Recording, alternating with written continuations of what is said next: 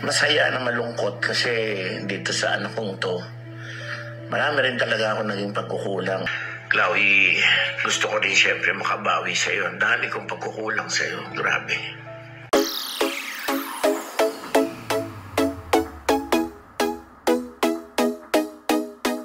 Kita nyo, naghanda ako ng aking susuotin for this special day. Una, ang aking undershirt. Yes. Yun, no? Ito, sa ano to? Uniqlo. Tapos bumili rin ako ng bagong pants. Uniqlo rin. Dapat papatahi ako ng barong. Medyo limited sa budget. Kaya bumili na lang ako ng yari. Mura pero napakaganda. Diyan po sa Pandi, Bulacan. Ito po yung napili ko. Maayos naman siya. Diba? Yan o. Aking barong. Tapos, dapat bibili rin ako ng bagong shoes. Sabi ko, itong aking shoes na to, parang 2015 pa yata o 2016. Pero maayos pa naman at maganda pa. So, hindi na ako bumili ng bago. Sinyahin ko lang. Konting puna, shiny. Shiny na ulit. So, ito yung magiging aking shoes. At, alam niyo ba kung ano okasyon today? For many years, naisip ko na to na siyempre pag meron kang anak na babae, dadating yung panahon na sila ay magtatapos mag-aaral, magkakaroon ng mga sariling karir. At eto na nga. Masaya na malungkot kasi dito sa anak kong to, marami rin talaga ako naging pagkukulang. Unang-una sa atensyon, sa panahon, saka siyempre nung hindi maganda nangyari sa amin ng kanyang ina, dumalang yung aming pagkikita.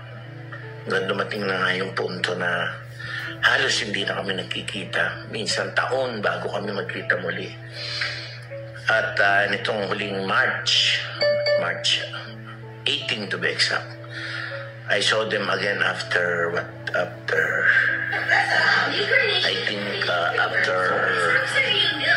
after mga 5 years. Kaya kita kami and actually naiyak ako nung papunta. Pero nung nagkita-kita kami, siyempre pinigil ko yun. Nagpamacho muna ako. Tapos nung pauwi na kami ng mama ko, pati mama ko ay naiyak kasi na-surprise siya. Hindi niya alam na makikita niya si Julia, Claudia, tsaka si Leon. Hindi ko sinabi na imimit ko sila for dinner. So naiyak din ang mother ko na 81 years old na rin. And now, katulad na sabi kanina, marami ang pagkukulang sa kanila, lalo na dito kay Claudia. At si Chloe, ang tawag namin Chloe, siya ay ikakasal today. Yes, I think it's a big wedding with Basti Lorenzo, and I met Basti rin for the first time nung March 18. I'm very happy na nakakita na ang aking daughter na si Claudia ng life partner na makakasama niya habang buhay. Nagkaroon ako ng ginhawa sapagkat alam ko na meron ng magmamahal sa aking anak ng habang buhay. At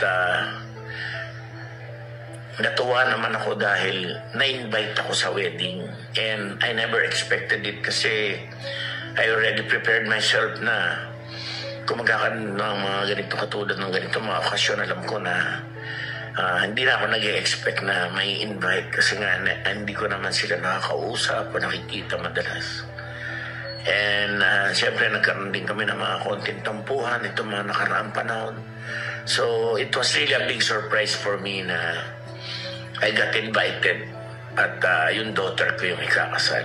Anyway, to Claudia and Basti, I'm so very happy for you, and I know that God will bless your wedding.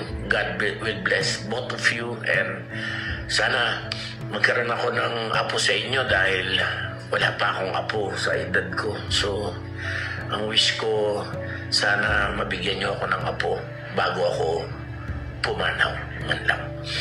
Again, congratulations sa inyong wedding, and I love you both. I love you both. And sana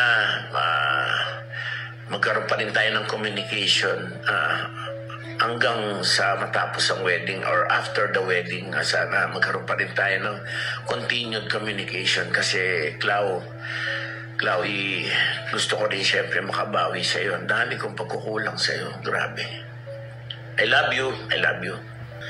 Marami rin talaga ako naging pagkukulang. Unang-una sa atensyon, sa panahon.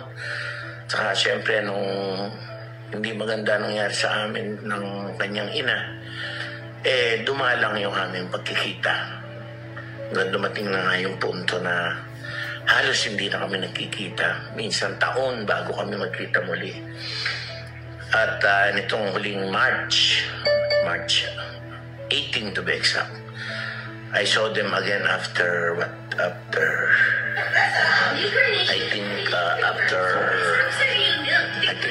mga 5 years. Kaya kita kami, and actually naiyak ako nung papunta. Pero nung nagkita-kita kami, siyempre pinigil ko yun. Nagpamacho muna ako. Tapos nung pauwi na kami ng mama ko, pati mama ko naiyak kasi na-surprise siya. Hindi niya alam na makikita niya si Julia, Claudia, tsaka si Leon. Hindi ko sinabi na imimit ko sila for dinner. So naiyak din ang mother ko na 81 years old na rin. And now, katulad na sabi kanina, marami ang pagkukulang sa kanila, lalo na dito kay Claudia. At si Chloe, ang tawag namin Chloe, siya ay ikakasal today. Yes, I think it's a big wedding with Basti Lorenzo, and I met Basti rin for the first time noong March 18. I'm very happy na nakakita na ang aking daughter na si Claudia ng life partner na makakasama niya habang buhay. Nagkaroon ako ng ginhawa sapagkat alam ko na meron ang magmamahal sa aking anak ng habang buhay. At